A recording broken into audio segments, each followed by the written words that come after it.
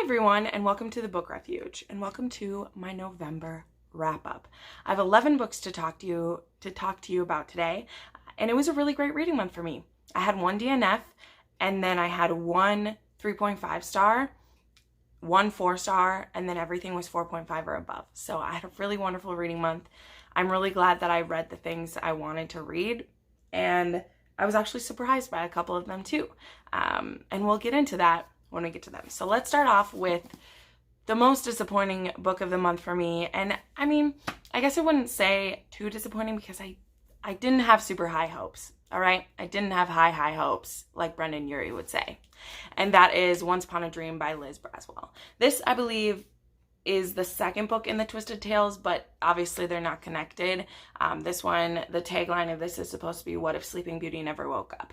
The reason this is disappointing to me is if you've been following my channel, you know that I have all of these books because the covers are so beautiful, and this is the first one that I've really tried to read. I've had one in pretty much every poll I've done for the last 4 months, and this is the first one that won. It just, it had a really promising start.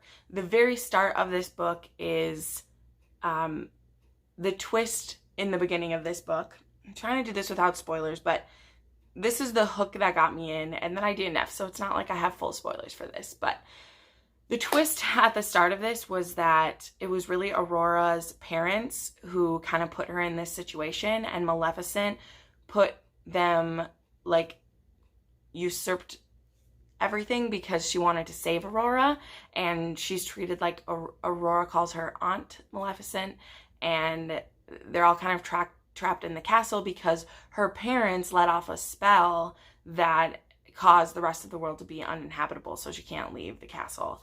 And that's kind of our setup. That was a super intriguing premise, but it quickly became very boring for me. I stopped at about 140 pages, which is further than I would normally push, but because this was a book I was reading with you guys, I wanted to give it a try. Consensus by everyone was mediocre to mildly pleased. I think 3 or 4 of the people actually finished it, and only one person really had anything positive to say, and they definitely could see why we had stopped reading it. So, in fact, she's went on to read a couple more of the Twisted Tales, so I definitely want to try some of the other ones, just because, excuse me, there are other princesses, and they're written by different authors, so I want to give other ones a chance. I just don't think I'll do it right now because I have other fun things to read. So, spent too much time talking about DNF. DNF'd Once Upon a Dream was not a great thing. Next up, I just read this yesterday. I got invited to, and not even because of Booktube, I think it's because I follow this author on Amazon. I was able to read an advanced copy. It's an e-arc of Conclave by Penelope Douglas. Actually, I'll go this way. Conclave by Penelope Douglas. This is a novella between the end of, was it Corrupt? I don't know, but the third Devil's Night book, and the one that's supposed to come out in the beginning of 2020, which I am intrigued to read the final book, but I didn't like the third one. I actually DNF'd it because I thought Damon was crazy. This series is a dark romance, and I mean dark, about these group of 4 guys who there's this event called Devil's Night, and it's full of debauchery and craziness, and there's a whole thing. I'm not going to get into it really because the only reason I'm still talking about this in a normal wrap-up is because I've talked about the other ones before. I don't really talk about too many of these books here just because I didn't finish the other ones. But I was intrigued, and it was only 100 pages, and it's starting to, now that Damon has, like, calmed down a little bit, it wasn't as bad. And it's about Damon and Rika have points of view, and they're trying to find Will. And if you've read these books, you'll know what I just said. If you haven't, you don't. It was all right. There's some pretty intense things that were talked about. I would say, like, definite trigger warnings for, like, infidelity, because it made me feel bad, and I don't have that problem. Well, anyway, whatever. So, yeah, it was 3.5 is all right. There wasn't a ton of substance there. As a rule, I don't really like novellas, and I really don't like Damon, so him having a point of view just kind of threw me off. So, moving along. My 4-star book of the month. See, we're already up to 4 stars. And that was The Diviners by Libba Bray. And I really liked this book. I listened to it primarily on audio. I had let my credits kind of stack up, and I've been wanting to start this series for so long. And I got it on Audible, and I started listening to it when I drove home at the beginning of November for my niece's birthday. And I really liked it. This is about a girl named Evie O'Neill, and she gets in trouble in her hometown. So she goes to New York City to stay with her uncle, Will, who's a proprietor of this museum of, like, the occult, basically. And it's set in 1926, so it's Prohibition, it's people talk really funny, it is speakeasies and, you know, secret alcohol and just all these things. And there is this mysterious killer who is killing people in kind of like a biblical sacrifice type of way. And there's this spirit of this evil named Naughty John who is killing people in really brutal ways. Sorry, that was kind of a circular thing. And so we get Evie's perspective, as well as about 5 other young adults who they don't call themselves this yet, but they each have kind of this special ability or something about them, and those abilities are called they're called the Diviners, and they start to use those in certain ways. It's really the beginning of the story, and I don't want to spoil anything anyway, but it's one of those series where all these kids start out in different places and slowly they start to converge, and you can tell they're probably going to be a crime fighting crew together. I don't know. There's just so much to this book. I can't spend the time in this to talk about it because we have so many 5-star reviews to talk about today, but I really enjoyed it.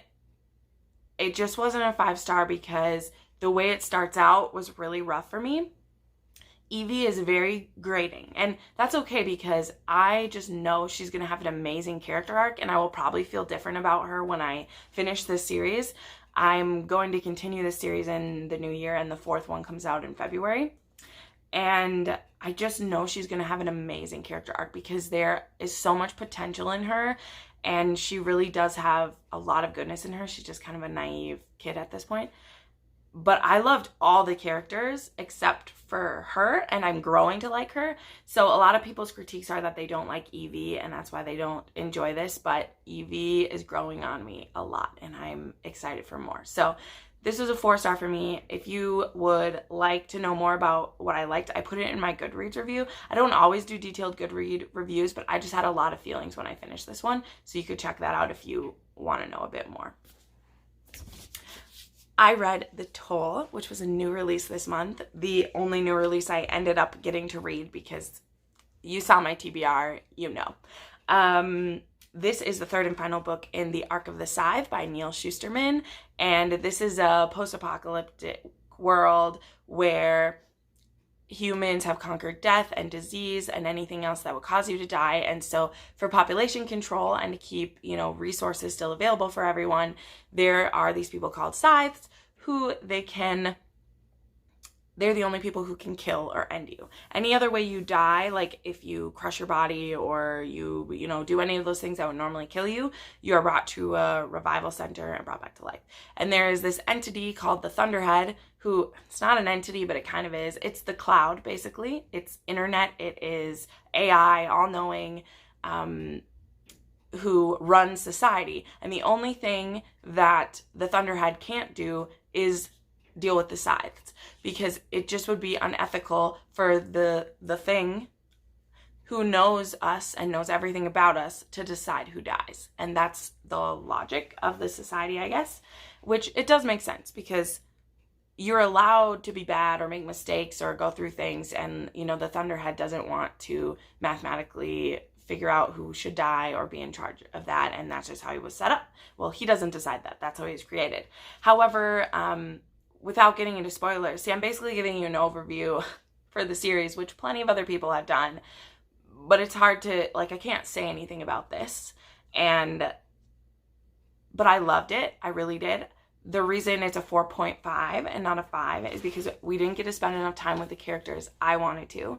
If you know the cliffhanger of Thunderhead, which, that was really cool. and how it plays in how the story is told because of that cliffhanger is very interesting. But we didn't spend enough time with the characters I wanted to spend about. And the way I heard it described, and I'm going to steal, is that the first book is about getting to know Citra and Rowan, the two characters who are Sai the apprentice in that book. And then the next book opens up to the politics, and then this book is kind of the ramifications of everything that happened in the end of the last book, and how the Thunderhead, who cannot intercede into the Scythe's domain, is trying to find a way to circumvent them and, like, save humanity, I guess. I don't know. It's not like the Scythe can murder everyone, so it's a weird... I don't know what to say, but it was 4.5. It made me cry quite a few times, and it was good. But it was very long, and for how long it was, I didn't get to spend enough time with the people I wanted. And the most significant interaction is at the very end of the book, and then it's over. And I'm just like, damn it, Neil, give me what I want. So, but it was wonderful. 4.5. Murphy Napier, who I talk about all the time, she's one of my dear friends in life and in Booktube world, and one of the classics she was going to read kind of fell through, and we had talked about possibly reading The Call of the Wild together, because I'm trying to read a few more classics, specifically the classics that I own, and if I like enough the classics I own, I'll maybe be more open to trying other ones. And this one is super short, and when I went to see Frozen, they had a trailer for a new movie about Call of the Wild. There have been many movies about Jack London's works. Yeah, he's a great author, and he lived a lot of the life that you find in his books. And so I was like, hey, Murphy, do you want to read this? And she's like, sure, it's only 100 pages, depending on your version. Mine is only 100 pages. I have the Paper Mill Press ones from Book Outlet, and it's gorgeous. And I remember liking this book as a kid. This is brutal. This is about a domesticated dog named Buck who's living a happy life with his owned family, and he gets stolen and sold up to the Yukon in Alaska for the gold rush to be a male, like the mail carrier dogs running the track delivering mail. And he gets entered into a brutal world of nature versus animal, of man versus animal, and he is quickly beaten into submission and then decides that he's going to be the best at being a sled dog. And then different things. This is a very short book. I don't want to spoil it. But the overarching of this that I saw is like, oh, it was so good. It was very brutal. There is animal abuse. There is death. There is animals in perilous situations. Like, this isn't easy to stomach. And I understand if anyone has harsh criticisms about that. But here's the thing. People have read a lot of books about, when people go through traumatic things and how they deal with it. And there's a whole thing of contemporary books that do that. And for me, this, you're in the head of Buck the whole time. Like, it's from the animal's point of view. And Murphy took this very hard. Like, it was hard for her to read. She didn't enjoy it. I felt bad because I remember liking this book as a kid. I didn't remember what happened in the end. I didn't remember the point of it. I think I just liked it because it was dogs, and I probably didn't sink in because I read this in 6th grade. But for me, I was very aware of the journey we were on the whole time. And Buck, he thought he was living a good life. And compared to what he goes to, it was a really great life. And he would have been spoiled by the judge's kids and had all the food he wanted. But when he gets to the wild, when he is on the sled trail and he's fighting for his life and he's fighting for dominance to be the best, and when he finds a man who loves him and gives him affection, and his inner animal, like, which is funny because he's a dog, but they call it his primordial beast, the base nature of him awakens, and he discovers that he's meant for more, and he discovers where his true place is. Granted, it takes a lot of tragedy, and I cried so much for him, but I was able to detach it in a little bit of a way because he's processing it on just like, if this happens, then this happens. If I do this, then this happens. If I go here, this, because he is an animal, and he's an animal you love. Like, I love him. But still, there's not the same kind of like emotional ramifications as if this was happening to a human. And so you're able to detach a little bit and just watch it kind of happen.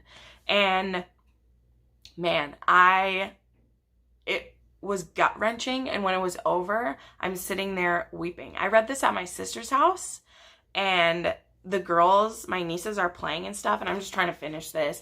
And like at the end of each chapter, I'm like crying. And at the end of the book, I'm just sitting there crying. And I was like, I don't know. So I'm just going to read the back quote of the book because I think it helps. There is an ecstasy that marks the summit of life, and beyond which life cannot exist. And such is the paradox of living. This ecstasy comes with when one is most alive, and it comes as a complete forgetfulness that one is alive. I really like this. It's a 4.5 for me because it was very hard to read, and it was short, and I wanted more, and it was really painful. And it was the kind of painful where it's hard for me to recommend it to people because I just don't know that you'd enjoy it unless you're going into it wanting to see the journey. And that's how I would explain it. But also, I don't know how this is going to be a Disney movie because it's a tragedy, as well as a dog finding his place. A dog being or undomesticated is how I would describe it. And I don't know, it's supposed to be a movie with Harrison Ford, and I saw the trailer and it looked so fun. And I don't know how it's supposed to be fun because it's not. But it's a 4.5 and I liked it. I just didn't enjoy it. Yeah. All right, we're into the 5s, and this is going to take us a while, so I'm going to try my best, all right? I will tell you this. All 6 of my 5s are romances. 2 of them are dark romances. 3 of them are historical romances, and 1 is romantic fantasy, is what I would say. Fantasy romance. So here we go. Let's start with, we'll mix it up. Let's start with this one. So this book is called Dark Notes by Pam Goodwin. This is a dark romance. It is an age gap romance, and it's a taboo age gap romance because the main character starts out under 18. So with all those put out there, you can just skip along till you see the next book if you don't like those things I said, because I loved this book, and I'm not ashamed of romances I like because this book had some things to say to me. And anyway, so sidebar, I was looking to read some age gap romances this month because my favorite one is called Birthday Girl by Penelope Douglas, which I think you know. And I love it, and I wanted to find some other ones. So I found this one, and it is about a girl named Ivory and her music teacher named Emery. And Ivory has lived a really horrible life. She is abused at home. She is sexually assaulted by her brother's best friend, and she is sexually assaulted by almost every male in her life in some way. Her brother doesn't sexually assault her, but he is verbally abusive to her. And at school, she's a scholarship student there. It is a fancy music school. Her father left her he was a well-known piano player, and he left all of his money for her to go to school. And her mother resents her for that because they didn't have a lot of money. And when he died, he tied it all up in this school for her to go to. Now, at this school, she's hoping to do well enough so she can get a scholarship to the music school, which isn't Juilliard. I thank them for not it being Juilliard. It's always Juilliard. And she's going to do whatever it takes. And Ivory has had to use her sexuality to get everything, and she's kind of dead to it. And it is traumatic. This book has so many trigger warnings. I know I just said a couple, and I'm getting to why I liked it, because right now, I'm saying all these things, and you're like, Jen, well, why is this one over here? Well, I mean, and it wasn't one of my favorite books here, but it's one of my favorite, like, Kindle Unlimited I've, like, ever read. And I'm probably going to buy that one, a real copy, because, anyway. So, enter Emery, who was exiled basically from his last position at a teaching school when he had a consensual and totally legal relationship with a coworker, but he was technically her boss just because of the position that he had, and they get caught in a compromising position at work, and he ends up taking the blame, and she blames him for sexual assault as well. Why am I going so deep into this? I will tell you. Anyway, so that is how he ends up here.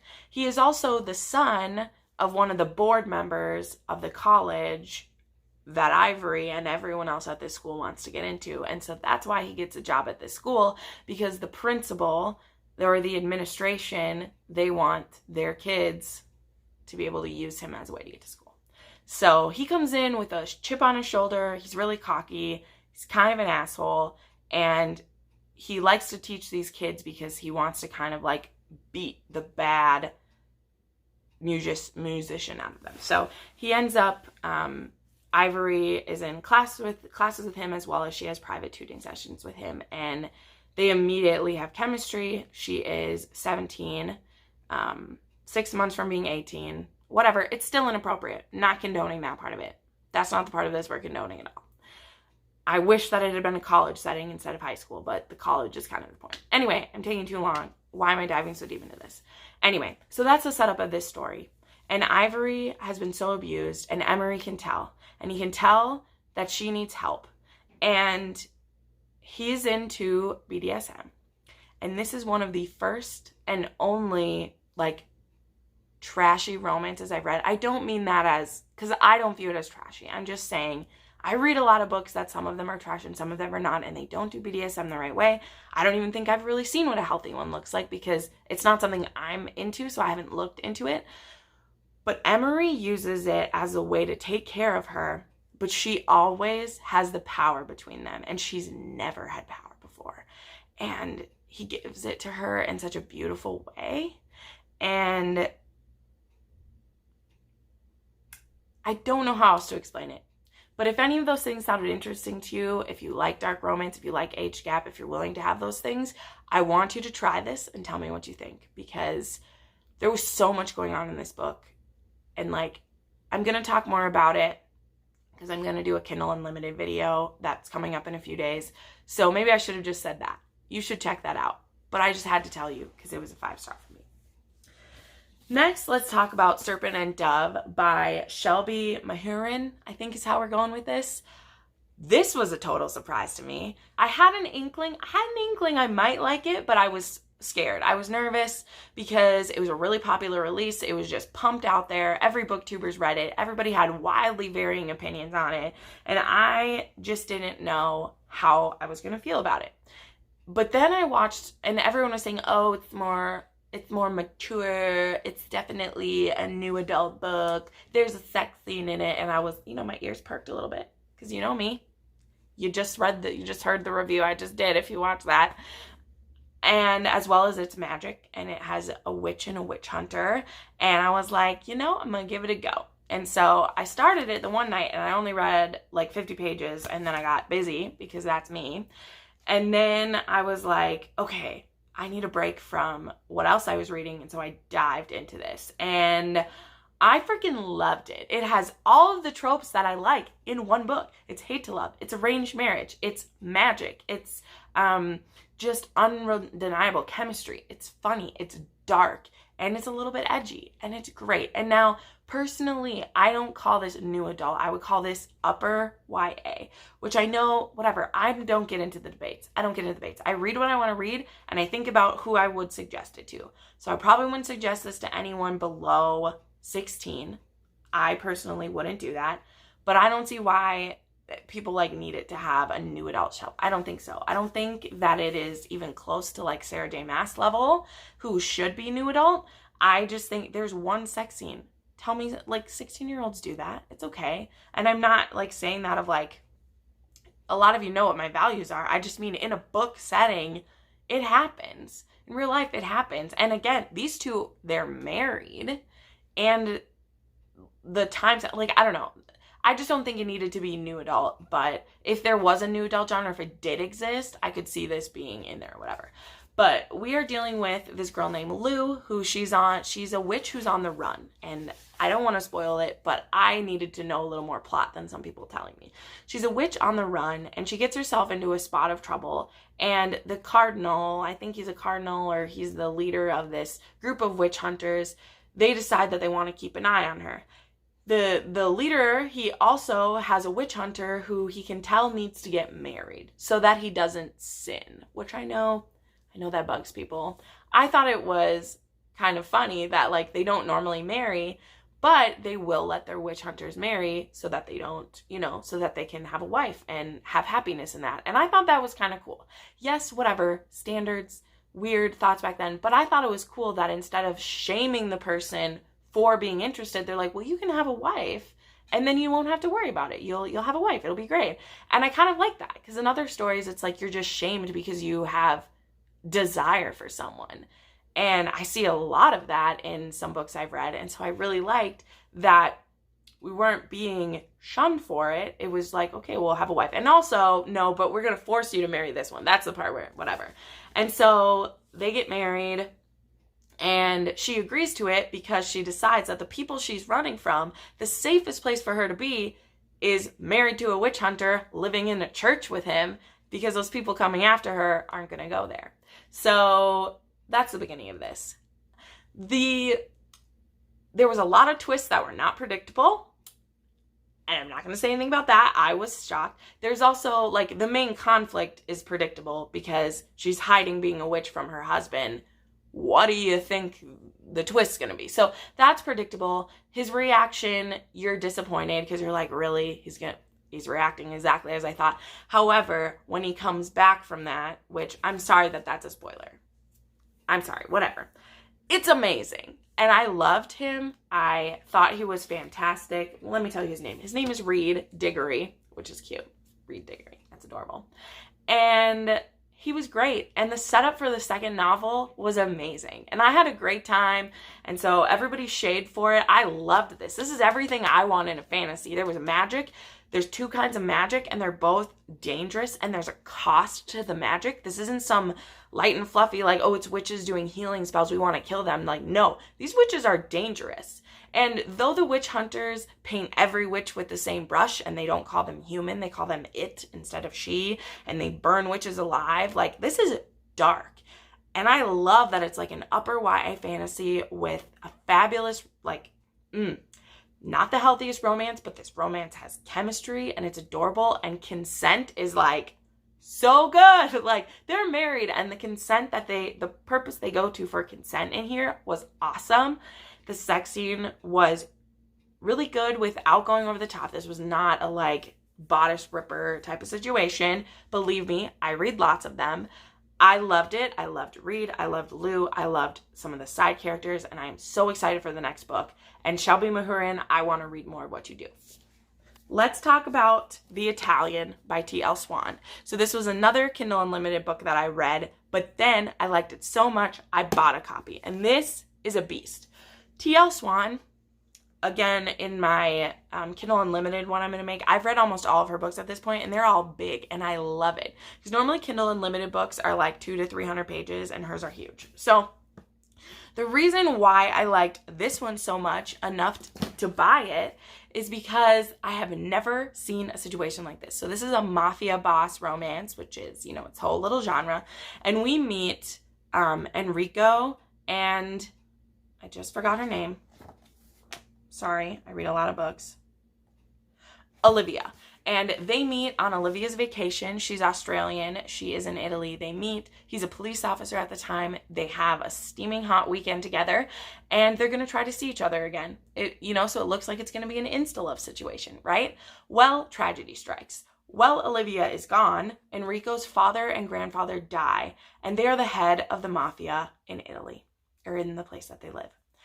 And he's the oldest, and he has to leave his job as a police officer and become the head of the mafia for the good of his family. And the 1,000 or so people who rely on him to be the head of the mafia. And all the people that work for him, he needs to step up. Otherwise, other mob bosses are going to try to take over their territory. Now, Olivia, she comes back into town because they were supposed to meet up. And he's just had these people die. It's very understandable. The conflict in this book is so understandable. And she gets in a spot of trouble when she's trying to come back through the country because someone snuck drugs into her bag because she didn't lock it. And so she knows a handsome police officer she's just met. So she calls him, and he's dealing with a lot. And this is they've both just met each other, and he reacts reasonably and tells her to F off. You're stupid. I don't have time for you. Not reasonably, but a little bit, because he doesn't know this person. He's just had the world fall down around his ears. So she says, F you. She moves back home, and 5 years go by. I think it's 5 years. And I can't remember the job she has. It's only 2 years. Wow, I lied. 2 years have went by. And he finds a way to bring her back into his city. And he has a friend who gets her a job, and then he reintroduces himself to her life. But he's not the same carefree man that he was 2 years ago. And she's pretty pissed at him. And it's great. So my main reasons, like I said, for giving this a 5 were, when I look at a romance, the things I'm looking for. I like believable conflict. I hate the miscommunication trope. Do not just give me a miscommunication trope and tell me you wrote a romance. And there's a bit of that, but it's also, why would this man who just met her tell this woman everything that happened to him when she's someone dumb enough to get in trouble with the law like this? He doesn't have time. So it's understandable. I love that. I love the conflict. There's actual danger. He's the head of the mafia. It's great. Their chemistry is amazing. The, inner conflict in Enrico. He does not want to be a mob boss. He doesn't want this. He's an upstanding man, and he doesn't want to be involved in prostitution and drugs and just all these things that his family's in charge of, but he can't just shut it down because other mob bosses would try to take it over, and it would just be crazy. So, I don't know. I loved The Italian. I loved most of T.L. Swan's books so far. Her men are... and also, Olivia does not put up with any shit because he's very domineering. He's the head of a mob boss. Everybody fears him. Everybody listens to him. And she's just like, dude, you left me in a police station 2 years ago, and now you want to, love me? And she's just like, no.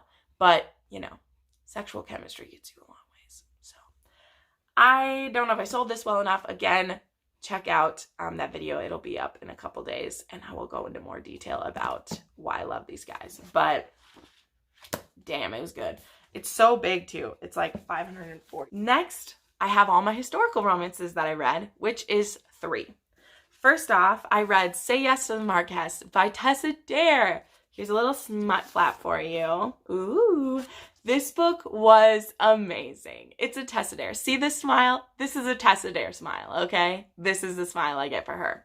This was fabulous. This is the second book in the Castles Ever After series, which I'm slowly making my way through right now. This is about Cleo and Rafe. And Cleo has been engaged to Rafe's brother for 8 years, and Pierce is always out of town. He never has made time for them to get married yet. And so Cleo is the joke of the town. She's a joke. And she's tired of it. And she gets given a castle and some money by her crazy great uncle, like all the women in this series. And so she decides to have the engagement broken, because it can be broken at this point due to lack of faith on Pierce's side for not marrying her after a certain amount of time. But she needs to either, she doesn't want to take him to Parliament for it or court or anything. So she writes up a document and she brings it to Rafe, his younger brother, because if he signs as a proxy, then she can get out of the engagement and she can go live her life. And Rafe has been in love with Cleo for a long time. And he believes that she needs to marry his brother still. It's some weird reasoning, but Rafe is a fighter. He is a boxer. And so he really wants his brother to come back to town and get married so that he can continue to do what he wants to do and not have to, basically, because he's been running the estate while his brother's been out of the country. And anyway, whatever the reasoning, the point of the plot here is Rafe decides to try to woo Cleo for Pierce, but he's in love with her. So he does all these romantic things, but he's doing them on behalf of his brother, but really it's for her. And Cleo is like, dude, I'm not going to marry your brother. Like, nothing you do is going to convince me to marry your brother. It's not happening. He has humiliated me, broken my heart, and not spent any time with me in 8 years. I'm not marrying him. And now I have the means of what I wanted to run my own life. So, major trigger warning for this book, though, guys, is if you have any, like, eating issues, please be careful. They're not as, like, in your face, but they are there. And Cleo was abused with food by her mother. Her mother would withhold food. She didn't think she looked well enough. But Cleo still loves her family, and she believed her mother was just doing it to help her. And Rafe sees right through that shit, and it's amazing. And I loved him. I love him so much. This book was so good. I was smiling. I was crying. When Rafe discovers what's been happening to her, and like, there's a scene where they have a cake testing, and she doesn't want to eat any of the cake because she's never been allowed to eat cake. And he just wants her to try all this cake, and he doesn't understand that what he's asking her to do, like, goes against everything she's been taught to do. And it's... Tessa Dare does this to me, guys. She's done it in 3 out of the 5 of her books I've read, where you just think you're getting in for a fun rom-com, and it is. And then these issues just, like, cut at you. And you're just like, wow, these people are going through some stuff. And it was great. It was amazing. I loved it. It was awesome.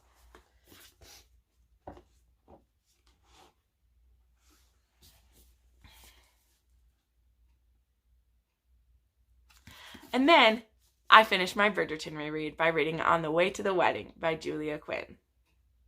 This is about Gregory, the youngest boy. And let me just read the fantastic intro to this book really fast. I know, this video is so long, but it's okay. It's great. On the Way to the Wedding, in which, firstly, Gregory Bridgerton falls in love with the wrong woman, and secondly, she falls in love with someone else, but thirdly, Lucy Abernathy decides to meddle. However, fourthly, she falls in love with Gregory, which is highly inconvenient because fifthly, she is practically engaged to Lord Haxelby, but sixthly, Gregory falls in love with Lucy, which leaves everyone in a bit of a pickle. It's great. This is Julia Quinn at her just... It's so good, guys. It's so much fun. Gregory is amazing. He has all these siblings who just poke their nose into stuff. They're all happily married at this point. He's the last one left. And him and Lucy are so great. They're so great. This was actually the first book I bought of Julia Quinn's ever, like 12 years ago, and probably 10 years ago. And I couldn't read it because it had this little number 8 written on the side, and it's the 8th book in the series. So I bought this because I thought it was such a cute idea, and then I couldn't read it until I read all the other ones. But I loved it. I love Gregory. I love Lucy. The conflict in this one is so interesting, and it's just like all over the place. And this one, if you're someone who doesn't like a lot of like sex in books or in historical romance, there's only one scene, and it is kind of a fade to black. And this one is just all tension and romance and slow burn, and it's beautiful, and I love it. And it is the perfect wrap up to the Bridgerton series. And I'm going to read the second epilogue book for December. I just decided that. It's not in my TBR, but I want to read all the epilogues for this. And I just loved it. And of course, it's a 5 out of 5. And I love it so much. And then finally, Voyager by Diana Gabaldon. This reread, guys, is just stealing my heart. Look at all the notes. Look at all the notes. I highlighted something on almost every damn page in this book. It's so great. Of course, this is 5 stars. I'm going to have a dedicated review for this. It won't be out till January, of course, because I'm doing... if you don't know, I have an Outlander series I'm doing where I reread each book and then I will do a review of that season of the TV show. I already have both for Outlander up, so you can go ahead up here and check that out if you want to see how I felt about Outlander and the first season of the show. The Dragonfly and Amber dedicated review will be up this Saturday, so check that out. Anyway, enough of that. This book is not my favorite one anymore. And I still loved it. It's still 5 out of 5. But the first time around, I love this so much because this isn't my spoiler review, so I want to be careful. But just because of what we were promised would happen in this book, it was my favorite. Just for that. Now upon reread, and I have extensively listened to interviews and read interviews with Diana Gabaldon, I know now that basically Outlander, Dragonfly and Amber, and the first half of this book were kind of meant to be their own little thing. Like, it completes the story that was started then, halfway through this book, and then there is a distinct change in everything, and we begin the story we will have for the rest of the series. And this was the first time I really noticed it, and I didn't really like the conflict in the second half of this book. I didn't like the villain / stuff in that, didn't like it. But it's not enough to detract from the fact that Diana Gabaldon writes Jamie Fraser like it was meant to be. Like, I don't know. I mean, obviously she did because it's her character. But the words that she has him say and the actions that he does and the kind of man that he is, who, though not perfect, I understand he's not perfect, he's amazing. Like, he's just all the words. Like, most of the things I have highlighted are things that he said, and I love him. I love him so much. I love this book. We get to meet so many cool new characters, 2 of my favorite characters. It's so great. So it's still 5 out of 5. Keep on the lookout for my dedicated review to this one, which won't be until January. But I'll go into everything that I liked and didn't like, and it'll be a great time. So, yeah, I loved it. 5 out of 5 stars. So there we go, everybody. These are all the books that I read in November. Thank you so much for watching. I put up new videos on Monday, Thursday, and usually on Saturdays. And yeah, if you want to watch some more of those, you can do it right now. Have a great day. Bye.